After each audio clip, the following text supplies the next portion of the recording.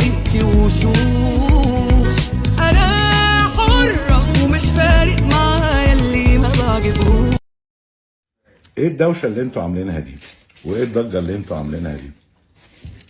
كل ده علشان بنتي قصت شعرها قدام الكاميرا؟ ايه الغلط اللي هي عملته؟ يعني تصرف عادي جدا مفيهوش اي حاجه. اوعوا تفتكروا ان انا ممكن اجي على بنتي علشان خاطر اكسب رضاكم. دي بنتي. انا حرة ومش مضطرة البس فوق حقيقتي وشوش. انا حرة ومش فارق. اسماء انت شكلك زي القمر، شكلك كان حلو جدا وخدت الترند، برافو عليكي. ما اسمعيش كلام حد وما تهتميش بكلام حد، وانا مش مهتم بالكلام اللي بيتقال عليا او عليها. انت بتتكلم جد؟ لا حول ولا قوة الا بالله.